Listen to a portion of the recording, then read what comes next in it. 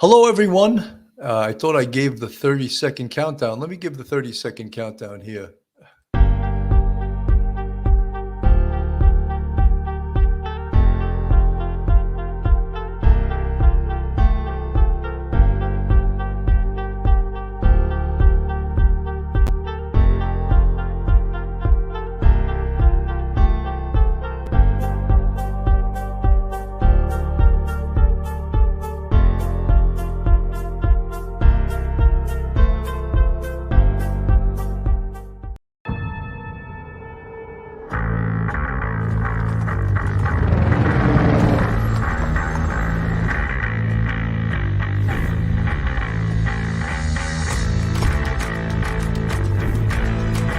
There has to be some common sense. Yes, sir. They have the car stopped at 10th and Branch by Collider. We still don't know who pulled the trigger.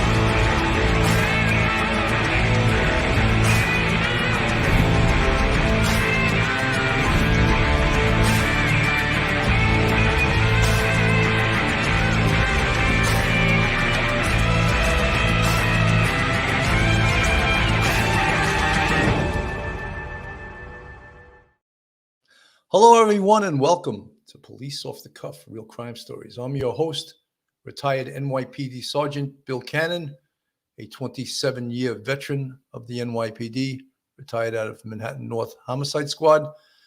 You know, we've been covering this quadruple homicide in Idaho, outside the University of Idaho. Yesterday will be a month, 4 weeks since it occurred. There's been so many different questions, and there's been such a huge level of frustration, not just from law enforcement. You could see it on the frustration that many people covering this case have. They're almost like demanding answers from the police department. And guess what? The police department doesn't have to give you answers to your questions. What they're most concerned with is the integrity of their investigation. And if giving you information compromises the integrity of the investigation, they're going to withhold it. I think everyone is expecting a press conference today for an update. What have been some of the new things in the last week, last few days? And the only really new news that we've had is this white Hyundai Elantra, either a 2011 through the years 2013. They're searching for that car. They made a statement that the person driving or persons in the car. So they obviously know more than they've released. If there were person or persons in this car, are they witnesses or are they suspects?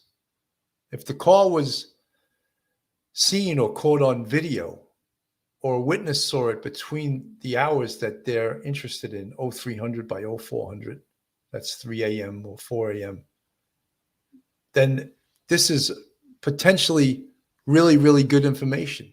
But they haven't released really enough to the general public, to the press, to satisfy everyone. The other problem is with this case is that a lot of content creators, and we've spoke about ethics before, and many of these content creators have zero ethics, and all they're interested in is clicks and subscribers to their channel, which equal advertisers and advertising dollars. Someone even went as far as to fabricate a scream and put it out there as the truth. In my mind, I'm not going to name that individual. I have his name. He should lose his channel. He should be banished to Bogeyland. How horrific is that? And apparently this person has done this before. You know, I'm amazed that YouTube allows this type of conduct, because even sometimes if you name the title of your show and it's a little bit too provocative, they'll demonetize you. So this guy, not only does he do something dishonest, but horrific. And what is he still broadcasting? Apparently this person has removed that video from YouTube, but there's people that saved it. So the evidence is still out there. Anyway, I don't want to spend all my time on this guy, but Many of us are frustrated. Many people also who have never investigated a murder, to them, 1 month is intolerable. It should be solved in 48 hours. That's what they tell us on TV. The case should be solved in 48 hours. And if you don't solve in 48 hours, it's that much more difficult to solve. And that happens to be true, but not impossible. All right. This is a very complicated case, and it's not TV. It's not, press that easy button and we're going to come up with the name of the perpetrator. People are very frustrated that there's not what the broadcast media calls a person of interest. I've never used that term in all of my 27-year police career. What we used was a suspect, but media invented that person of interest, which I still don't use to this day. But look, we want to be updated on this. And I think that the people in the Moscow community are frustrated because they don't want this investigation around them anymore. But that's too bad. 4 young students lost their lives, and this will take as long as it takes. And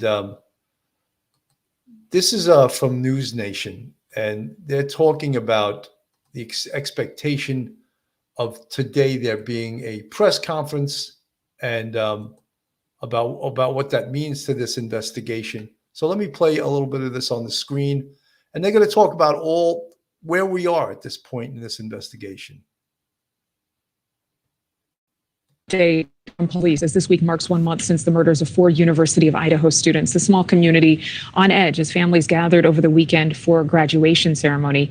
No arrest has been made, and family members of the victims are asking for answers. Rumors are swirling on the internet about the killer, and police are cracking down on social media sleuths, threatening possible charges. News Nation's Nancy Liu is in Moscow, Idaho, with the latest. The rental home that was filled with friendship and the joys of college life has been tragically quiet for weeks.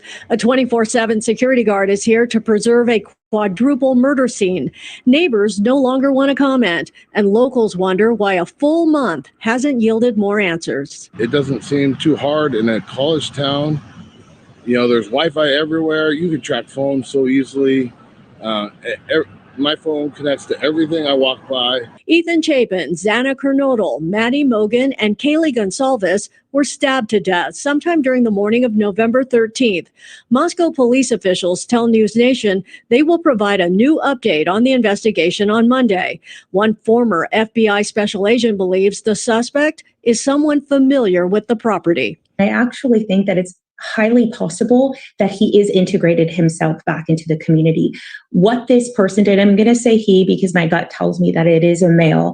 What this person tells me is yes, they are very much a cold-hearted killer. Police have yet to publicly name any suspects or persons of interest, but no offer of a reward has some speculating that there is one. Why would you give him a reward if you already have the person of interest in mind? Speculation has been rampant since police have been tight-lipped other than a specific plea for information about a white Hyundai Elantra. Online sleuths continue to raise questions about a student who interacted with 2 of the victims at a food truck and the roommates who slept through the killings. Online threats have police considering criminal charges against those crossing the line. We're the official source of information. We want people to pay attention to what we're putting out there because that is accurate information. And anything that comes from other sources is either rumor or speculation, and we want to put an end to that as soon as possible. Nancy Liu, News Nation. So, folks, you can see the level of frustration. And I think a lot of the information that they've decided not to put out there any longer is because of all the rumors, and that every bit of information they put out there generates much more work for them in the way of perhaps tips that are not really helping them.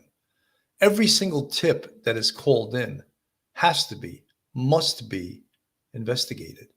So I had spoken earlier, and I had spoken the other night when I was on with Michael Geary, the professor from Albertus Magnus in New Haven, Connecticut, that I believe that the Moscow police and the Idaho State Police and the FBI, I believe they have a direction. They have a focus in this case. And that information they're not necessarily putting out there. On the screen right now, I have a picture of 2011 and 2013 Hyundai Elantra, which they know a lot more about that car. I believe that was put out Thursday evening. At this time, they say no suspect has been identified and only vetted information that does not hinder the investigation will be released to the public. We encourage referencing official releases for accurate information and updated progress. All press releases and information related to this case are available, of course, at the Moscow Police. They post everything on Facebook. I think they're really, I think they're sick and tired of re-answering questions about information that they've already either verified or said, no, that's totally nonsense. So they spend a lot of time doing that. And I think that is frustrating to them. There's a limited amount of manpower to do that. Mar H, Bill, what do you think about the update today? Will it be, let me put you on the screen. Bill, what do you think they will say in the update today? Will there be meat to their talk? I don't think so. I think they're going to just put out enough to satisfy the media and then to just pull back. I think they have learned their lesson about releasing too much information, and they don't want to they don't want to have to deal with all of this. A lot of it, and again, a lot of it we called it is noise. There are so many, content creators on the internet, on YouTube, and other folks that they have no clue about crime or about investigation, but they just put out nonsense because they're trying to get an audience and they're trying to get subscribers, But you can listen to them and you should decide that don't support them. This guy who put out that scream, I believe he's got like 200 something thousand subscribers. They should all leave that guy. That's that dishonest. His dishonesty, that's obviously not a first time, that he did that. And there's others that do it too. We have spoken about the integrity of an investigation. And the only people that really should be conducting this investigation are the police, not content creators, not people, when we get crazy when content creators interview principal witnesses in a case. That to me is 100% wrong. They should not be doing that. And there's even those that'll say, oh, the police asked us. No, they didn't. Where did you just make that up from? You're lying. They did not ask you to do that. And, it's horrific that people do that. And we 100% don't condone that. And we think that is outrageous. But, the other thing is that so many folks, even the media, you can see their level of frustration right now. They are so frustrated that there's not more information. But that's the nature of investigation. And they're just not going to put it out there. This is, I'm going to play a little bit from News Nation. And this is Brian Enton showing the potential route that the killer or killers may have taken that night. And this was on Ashley Banfield. Oh, it's really hard to get inside the head of a killer, but it might be possible to put yourself in his footsteps. Earlier, we looked at the route that a killer would have had to take if he were driving to the crime scene. But what if he arrived on foot? What if he left the same way? News Nation's Brian Enton retraced how he may have disappeared into the night on foot.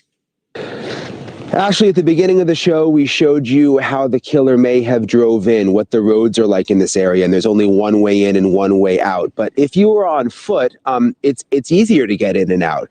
Not so much from the back, because I showed you at the beginning of the show, there's a wooded area, there's sort of a steep incline back there, and then more houses, and there's these fences. Some of the other houses on the side are fenced in. But if you left the front of the house, you wouldn't have to walk down the road the way we drove in.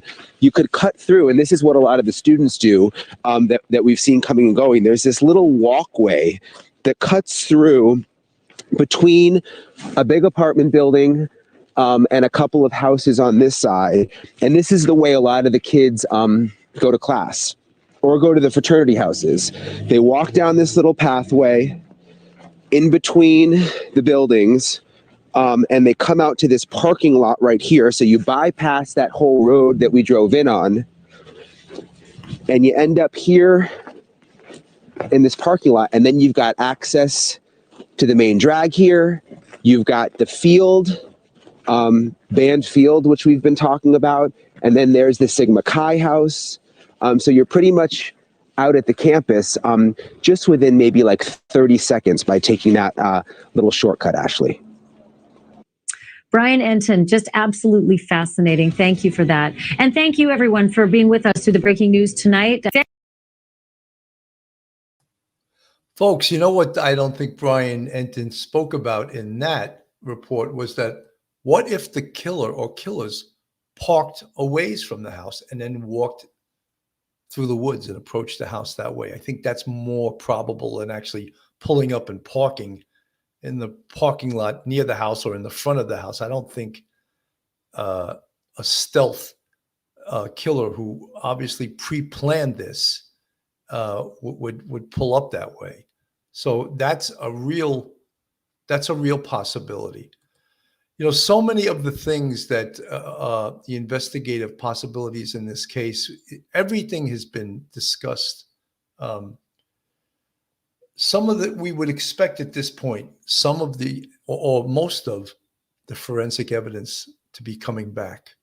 And the biggest question we all have, and we spoke about it numerous times, is the blood evidence.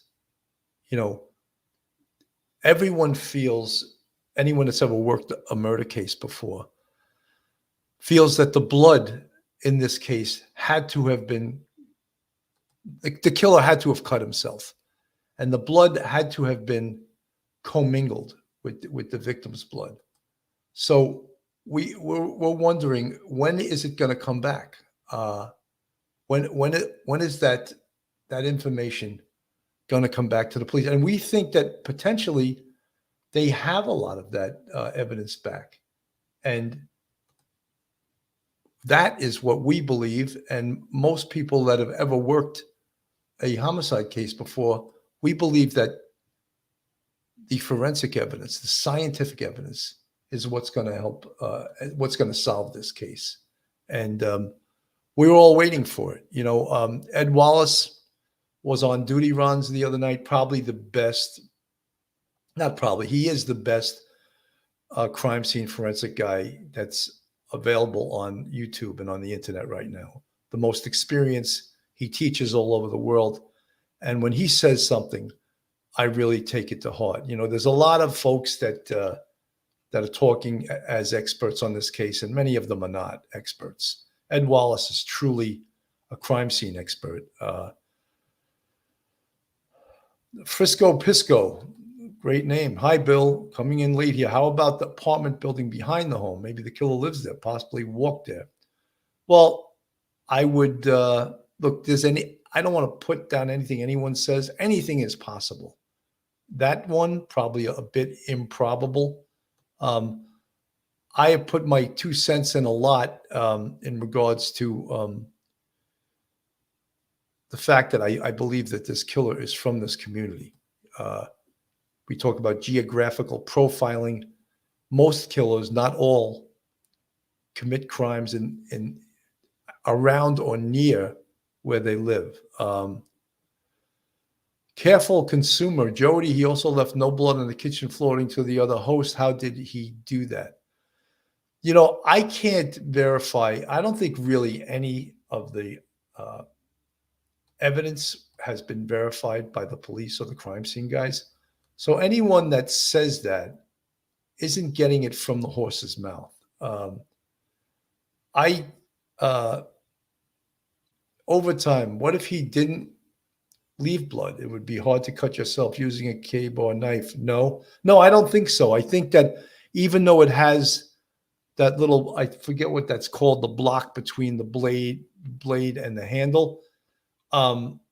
once blood gets on the handle, and if you stab someone and you hit bone, your hand is going to slide off that handle toward the blade. And so even with a K-bar knife that has that little, I don't have the name, Barbara Butcher spoke about it the first time she was on, I don't think it would totally block your hand. And I think that there's still a possibility that you could cut yourself using a K-bar knife, a distinct possibility. Angela Ang, a guard. Yeah, Angie, I don't know if that's what it's called. It's called something else, but that'll be suitable for us non-knife experts, maybe one of the knife experts out there. Sergeant George Ishag, how are you, buddy? Good to see you. Folks, this is Police Off the Cuff, real crime stories. If you're not subscribed to us, please go on our YouTube, hit that subscribe button, give us a thumbs up, and ring that bell. If you want to help support us, we have a Patreon with 3 different levels, and we also have a YouTube channel with 5 different levels. And you see the folks in the green font that are in our chat. They're part of our YouTube family. So again, if you're just tuning in, there is supposed to be a press conference today with the Moscow police giving some kind of update to this case. Whether it's really a meaningful update or whether they're just trying to keep the press at bay by withholding more information, I think that it's smart for them not to release a lot of information. There's been people, even content creators on the internet, that are really upset about it. There's one doctor, a PhD, really smart guy, and he says, oh, the only reason they're doing it is because if they do get a suspect, they want to be able to question the suspect and see if he really is the killer by him only knowing things that the real killer would know, because that's why they're withholding it. That's not the only reason they're withholding it. There's many other reasons. That's one of the main reasons, but that's not the only reason. This was from a little clip played from Fox. I'm going to play this on the screen. Everyone, of course, from the broadcast media is frustrated with this case. Of that house on campus where those 4 University of Idaho students were found stabbed to death now almost a month ago. Okay, this was the scene. Many investigators there with that U-Haul truck were taking some of the personal items of the victims that belonged to the victims, and they were returning them to their respective family members. And we want to get an update on this story right now, too, because police have just announced that they are looking for something that might assist them in their investigation. We're going to be joined right now by Live Now's own Andy Mack in our newsroom. Okay, Andy, fill us in. What are police looking for, and why did they make this announcement now? Well, any news in this Moscow case with the 4 slain students there is big news, and we're getting news that they are looking for a potential car and the occupants in it as they are looking for. We had an update from the Facebook page. As you can see, they're hoping to speak with the occupants of a white 2011 to 2013 Hyundai Elantra with an unknown license plate. Tips and leads have led investigators to look into additional information about the vehicle being in that immediate area of the King Street residence during the early morning hours of November the 13th. Of course, the Hyundai Elantra, you can see there just a stock picture, as investigators believe the occupants of this vehicle may have critical information to share regarding this case. And as you know, what police have told us is that these 4 victims were stabbed between 3 and 4 in the morning. The 4 students, they returned just early morning hours of this November 13th in this residence in Moscow, and it was between 3 and 4 that they believe they were stabbed. So certainly looking for the occupants of those potential car, that white Hyundai Elantra. Of course, we saw this earlier today, so we followed both of these cases here today as they were over 2 hours packing up the belongings of the 4 murdered Idaho college students, including 1 victim's pink cowboy boots. Moscow Police Chief James Fry and at least 6 other officers were in this residence early this morning. Officers could be loading that U-Haul with plastic bins, boxes, and a white office chair, and also artwork. Fry told reporters at the scene that they had removed, quote, some of the things the family wanted and other belongings that were there, end quote. So certainly a couple new developments we're getting here out of Moscow, looking into that Hyundai Elantra, that white Hyundai Elantra. So if you have information, if you were in the car, or if you have information about who might have been in a car like that in Moscow, Idaho, on the early morning hours of November 14th, Moscow police are asking for your assistance, as it's been nearly 3 weeks and we have no suspect or suspects or even motive in this very tragic case. Andrew? Yeah, Andy, so the information they posted, they offered both an email and a tip line phone number. That phone number, 208-883-7180, if you have any information. The viewers have been following along to this story ever since it happened here on Live Now. We've been speaking to our reporters there in Moscow. There have been such few details, scant information released by police. We've been hearing, though, from the family members of some of the victims, from some of the parents. We've been showing, the vigils that have been taking place, as this community is just still in shock because there's such, little information at this point in time. And I know we kind of glean on to little tidbits here. I think this is quite large, quite major. They're looking for this vehicle. We don't know why. But as far as this investigation and this story goes, this is as big of a development as we have got. Correct. And they usually post on this Facebook about some information. We've only seen a couple press conferences, but like you said, this is one of the bigger tidbits of information. And again, it relates to the car, the white Hyundai Elantra, but also the time frame in which this car might be in that area, as police believe the stabbings occurred between 3 and 4 in the morning. So they're looking for this car that may or may not have seen possibly a suspect. So they're hoping to get a break in this case with what the occupants of this car may have seen on those early morning hours back on November 13th. Yeah, it's interesting because we know that they towed away all the cars that were in the parking lot of the house itself. So police are not saying, where in the vicinity of the house on the street they think this car might have been, but they want it nonetheless. Andy Mack there in the newsroom here on Live Now. We appreciate it. We'll check in again. Thanks so much. So, folks, while we were watching this file tape, some of my best subscribers advised me that the name of the block between the handle and the blade is called the hilt, H-I-L-T. So thank you very much, Brent Montgomery, Erna Anspach. Thank you for the proper terminology to that. A big question that a lot of people have, and this is a really legit question, is how do they know the time of death? So one of the ways, obviously, are timestamps.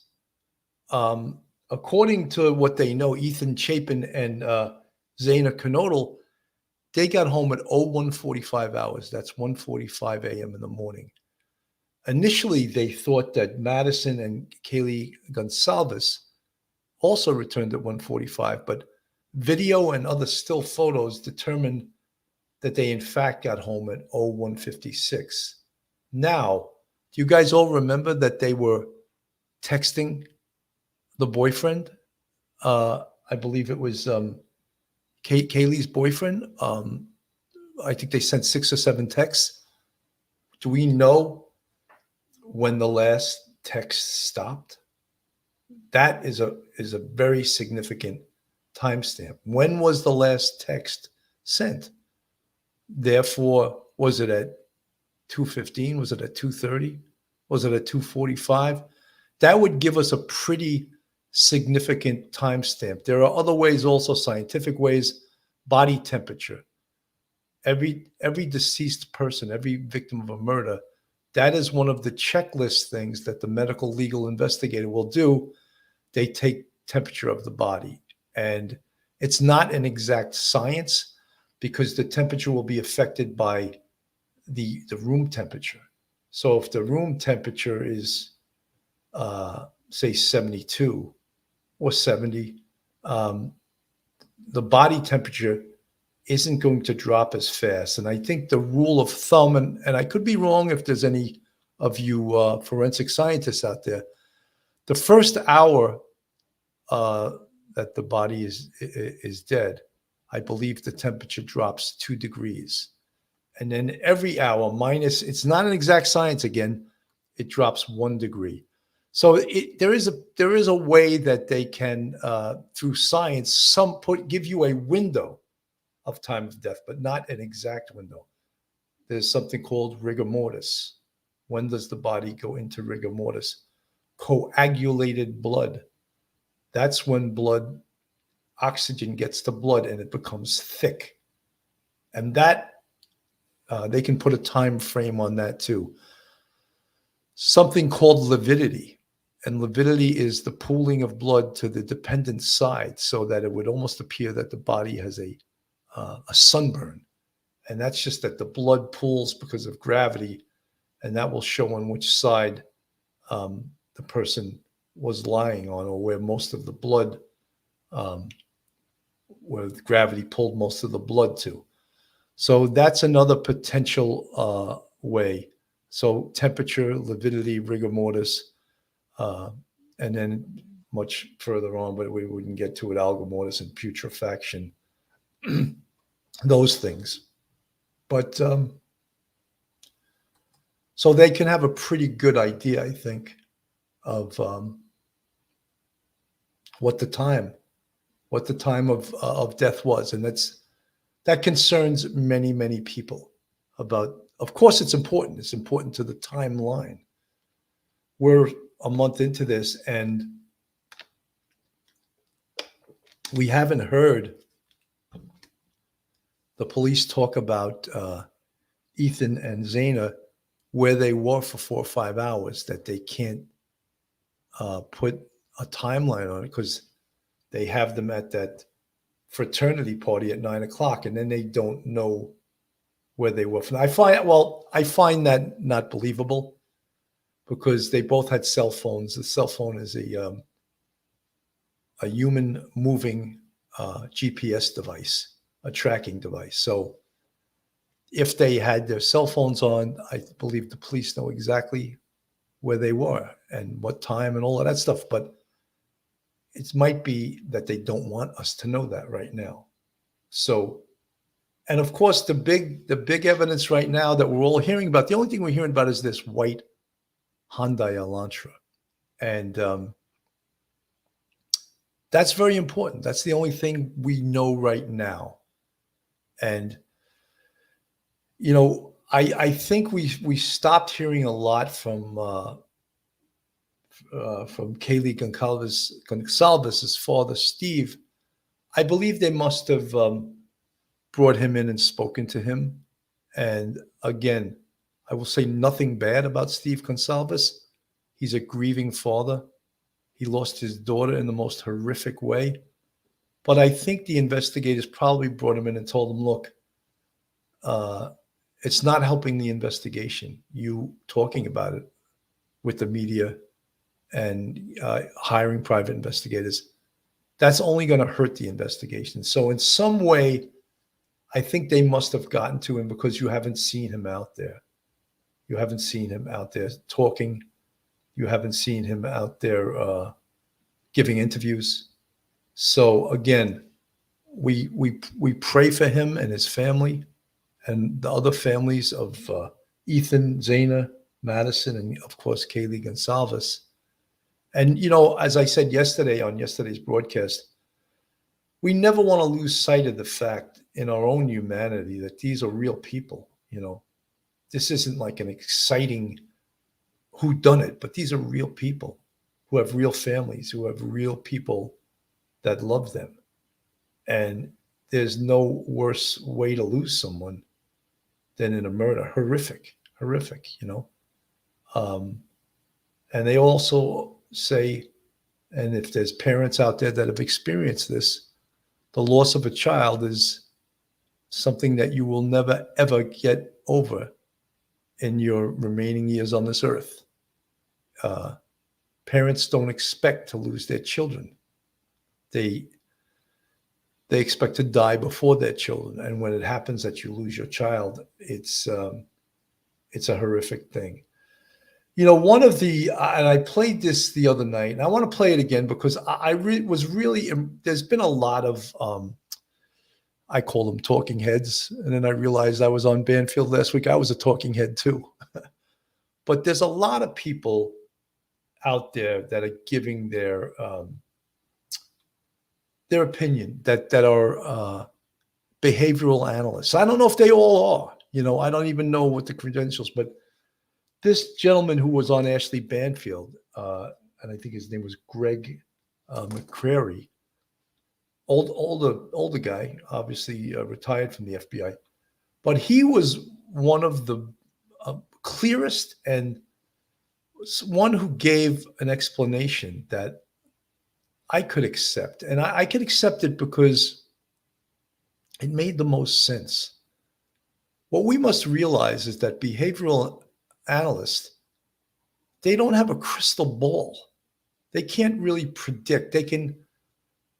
We all learned in school, in elementary school, hypothesis. What is a hypothesis?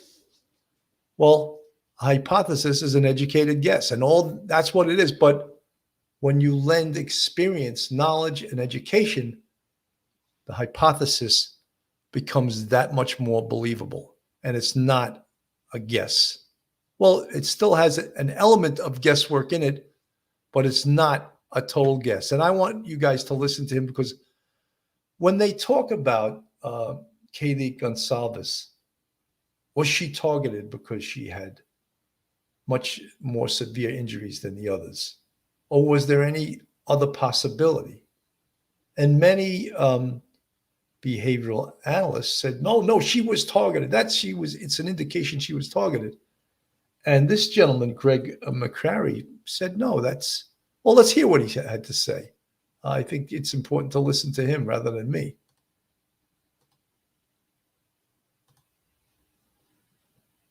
The mystery becomes less cloudy, right? But how do the new details change the profile of the killer? Now that we hear that Kaylee's injuries were significantly more brutal than Maddie's, what does it mean that both girls died in Maddie's room but not Kaylee's? That is the business of Greg McCrary. He is a former FBI special agent whose job it was to construct behavioral profiles of unknown offenders. In fact, he wrote the book on it called The Unknown Darkness: Profiling the Predators Among Us. Greg, thanks so much for being here. You're a perfect voice in this, growing mystery. These new details are significant. I wonder how a mind like yours would process them. The fact that one of these girls had far worse injuries than the other, and yet was sleeping in a room that wasn't hers in the middle of the night when these murders happened. What do you make of that? We have to be careful that we don't overinterpret the information. And one hypothesis is that she was targeted. Perhaps that may explain the number of wounds that are excessive in her. But I've had other cases where I've worked with multiple murders where one victim has been subjected to the most violence, and turns out that wasn't a targeted victim. It was the person who had put up the most resistance and enraged the killer. So the killer inflicted more wounds on that person, even though that person wasn't specifically targeted. So we could be dealing with anything like that. So it's important not to get tunnel vision on a given hypothesis. Important to have multiple competing hypotheses and then look at evidence, sort that out and support. I think that this guy is great. He's the only behavioral analyst that left this possibility open. There was one other one, a woman who was on CBS the other night. I forget her name, but she was a professor, the head of a criminal justice program at a college. She was also excellent. But I think that what I want to hear as a former homicide investigator is I want to hear truth, and not just someone that thinks they can predict the future of saying, this is who this guy is. No, present the science to us and let us know the possibilities and both sides of those possibilities. One and maybe dismiss the other. So I have to be a little bit careful with that. And, so often we've heard, from the police, from the coroner, multiple reports that the kids were killed while they were sleeping. But then we hear about defensive wounds as well. And then there's this unusual aspect of 2 additional kids being killed, or maybe 3 additional kids being killed if 1 or 2 were the targets. I'd love to get your thoughts on all of that piece that means, like, what kind of person would take a knife, not a gun that's impersonal, a personal knife, a difficult physical endeavor in the middle of the night, and take out 4 people as opposed to the one or the person who put up the fight? Yeah, a lot of rage, obviously, with this, and it's up close and personal. A knife stabbing, obviously, you have to get very close to the victim, and it's just a different mindset than it is. A firearm allows you distance from the victim. You don't have to interact with them necessarily up close. So it's an entirely different quality to that type of homicide altogether. Now, from the investigative point of view, and again, obviously, just let me say that I haven't seen the crime scene. I don't know. I'm not involved in the case, so I don't really have any inside information. But what you have to keep in mind, especially if there are defensive wounds or a lot of stabbing wounds, which there appear to be here, from an investigative point of view, that's very important because you have the likelihood of the offender's blood being at the scene. In other words, when someone commits a stabbing injury like this or stabbing murder with multiple stab wounds, there's a high probability they cut themselves. The knife is in the strong hand. The weak hand is trying to control the victim. There's movement. And then the wound comes to the offender. He cut off either in the weak hand or with a lot of blood. It's very viscous. Slide down knife blade, and he can cut his strong hand. But regardless of the mechanics of it, they have to process that scene very, very carefully because there's likely to be offender blood at the scene, which obviously the DNA will be a link.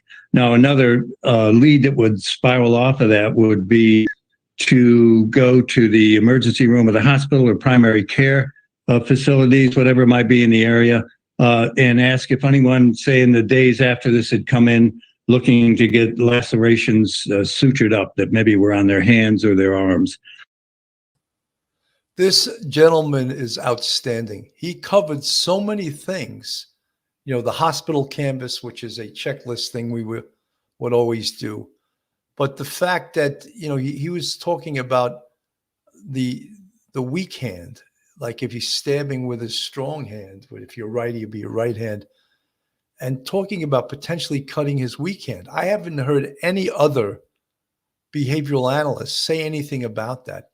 Folks in the chat also, some of you guys are really smart and know a lot more than me about some things. And someone suggested one of the victims could have been wearing a smartwatch. And would that, in fact, give information about the time that that person's heartbeat stopped?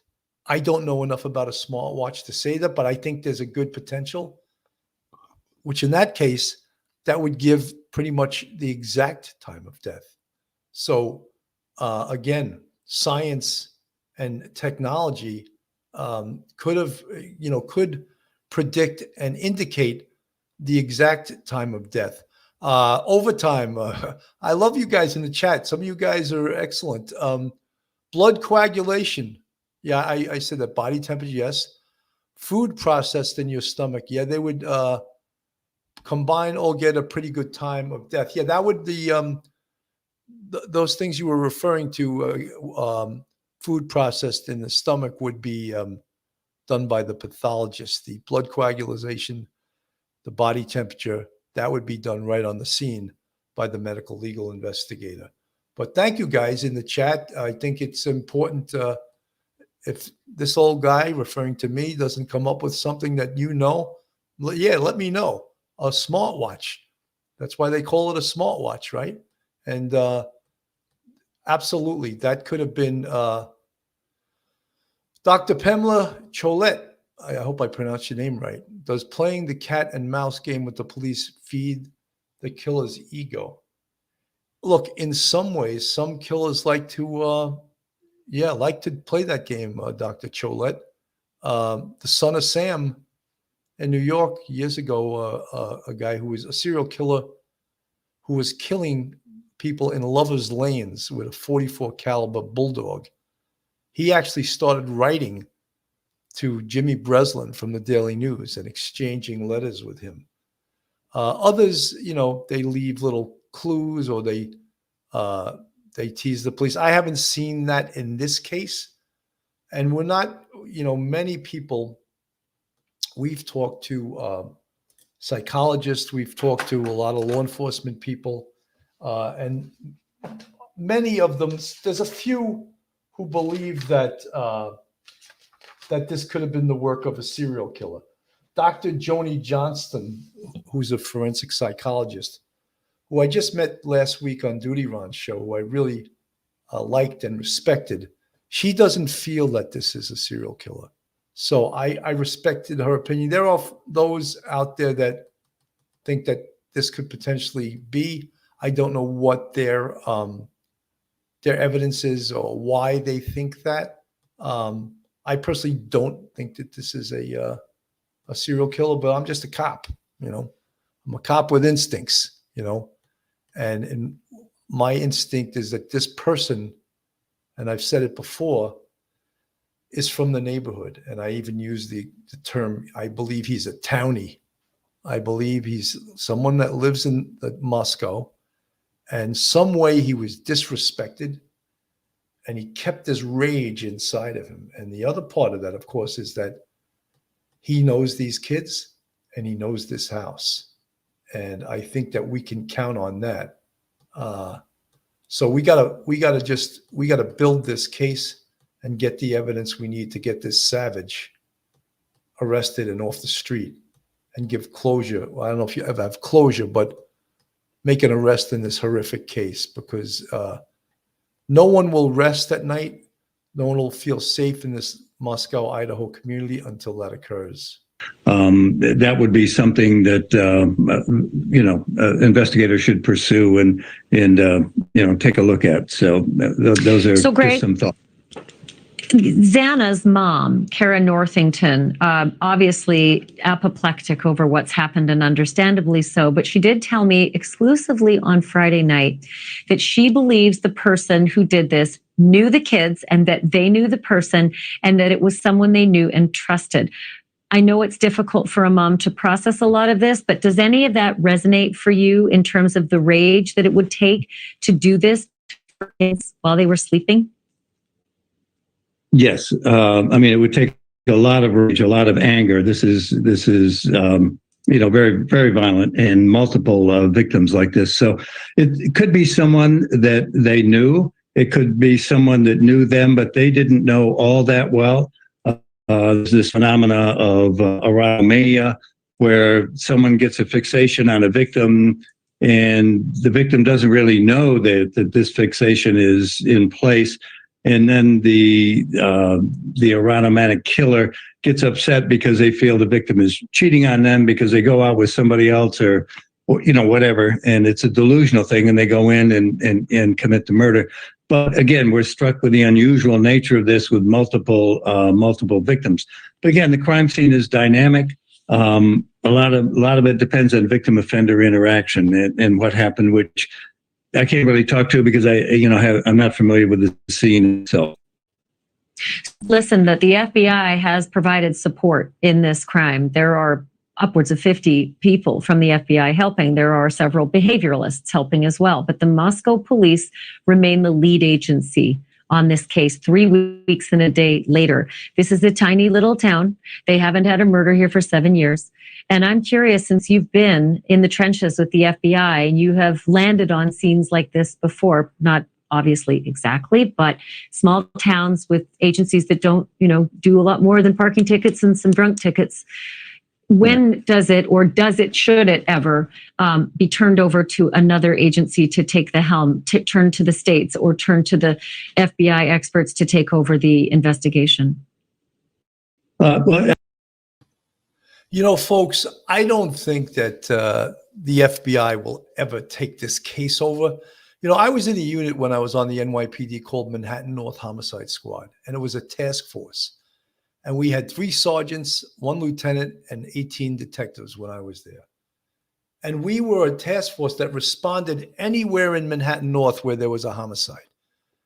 And it was made clear that we were not catching the case. The numbered squad, if the 19th precinct had the homicide, the 2-0, the 2-4, the 2-3, Central Park, the 3-0, the 3-3, the 3-4, the 2-8, the 3-2. Whatever numbered squad had the homicide in their geographic area, that detective from that squad caught the case. And in a companion case detective from Manhattan North Homicide would share responsibility. But the main responsibility was for that numbered squad. And that was done for a very good reason, because the crime of homicide is the highest level of crime you could ever investigate. There is no worse crime than the murder of another human being. So whoever came up with that idea in the Detective Bureau was brilliant, because they wanted the squad that caught that case to be responsible, to be proud of the work they did, to be proud of the community that they represented, and be cognizant that their work was going to solve this case.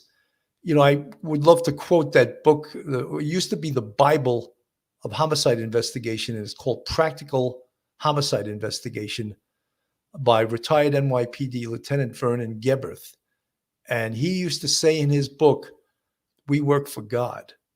And because you're working for someone that can no longer speak for themselves, they're dead, and also their family. So I compare this in a way that the Moscow Police Department should never have this case taken from them. They are the police department of record. No matter how inexperienced they are at this, it's their case, it's their community. Their detective, their most experienced detective, probably caught this.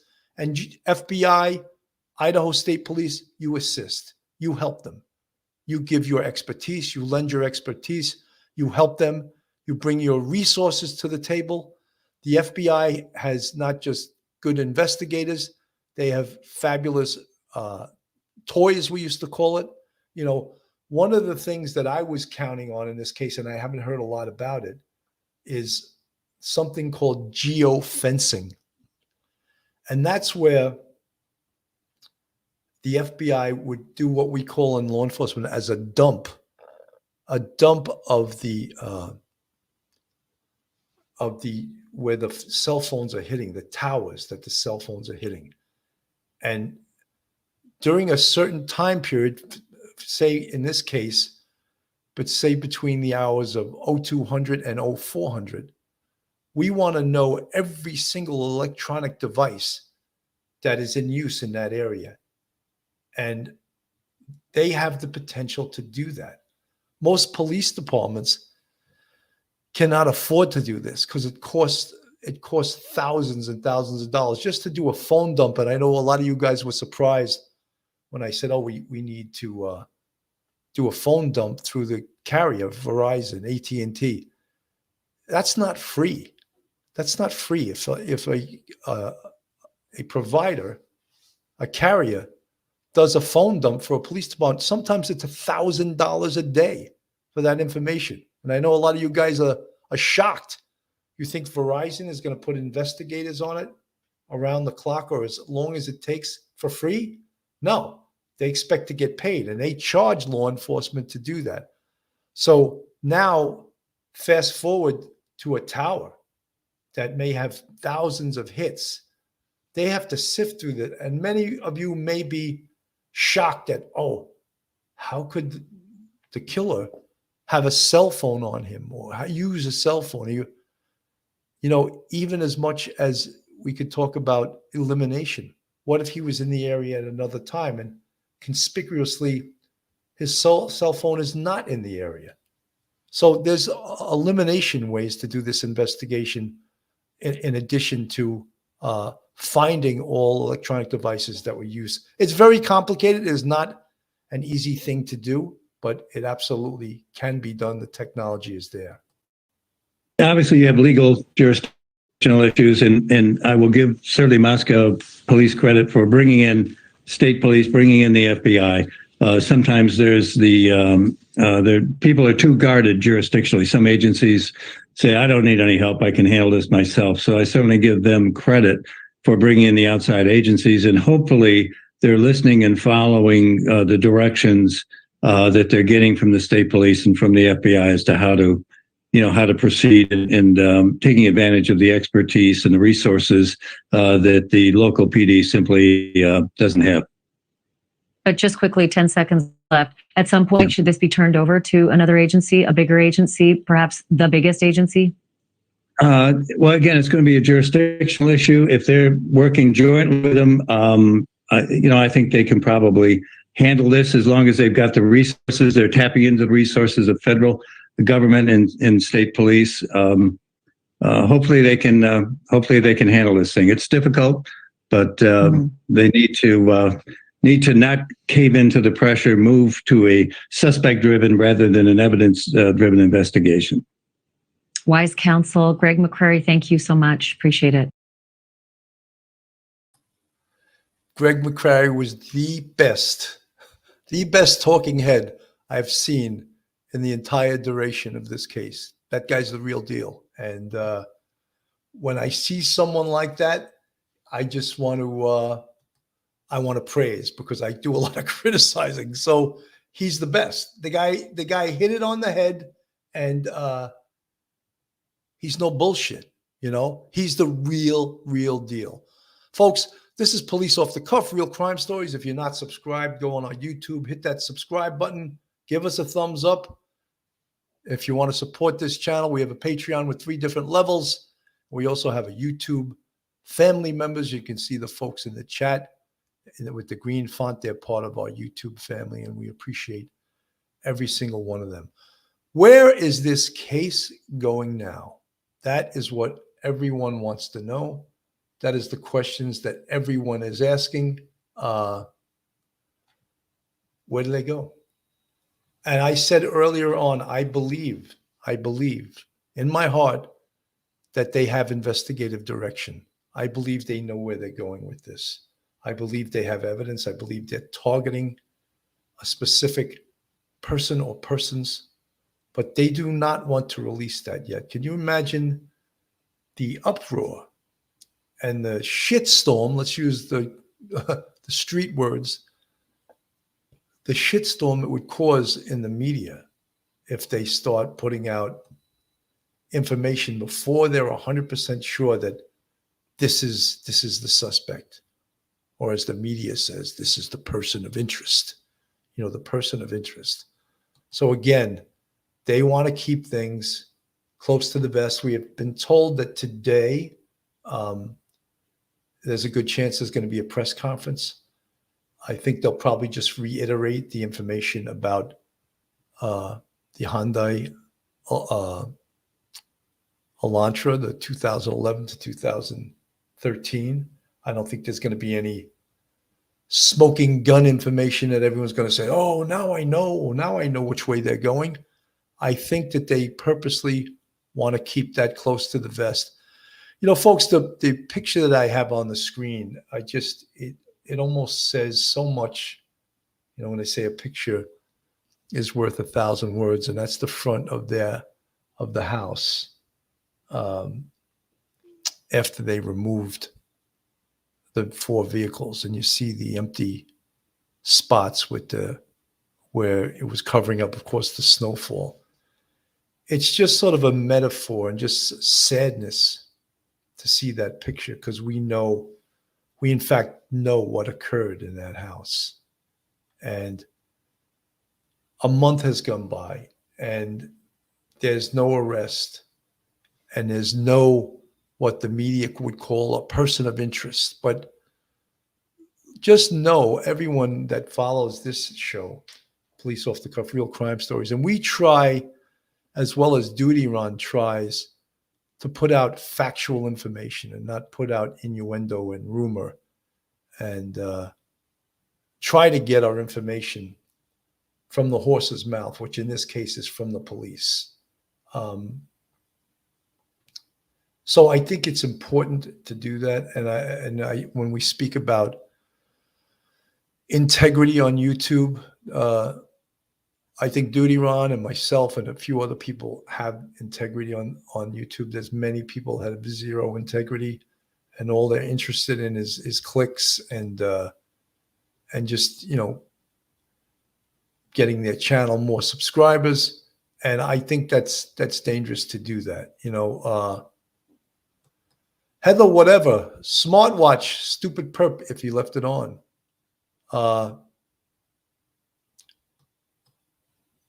Sergeant Cannon, you have such a beautiful voice. Well, thank you so much. I'm not going to sing today, but this is the companion show, Police Off the Cuff Real Crime Stories. When I do the show outside using my gimbal, it's sort of a different show, a different feel, a little bit of a lighter show. Coffee with Cannon, backyard beverage, bitching with Bill, whatever you want to call it. But, folks, as I was saying, I spoke about yesterday, we are all hoping and praying that there is an arrest in this case. There's no way that any of us can see that. Scorch 429.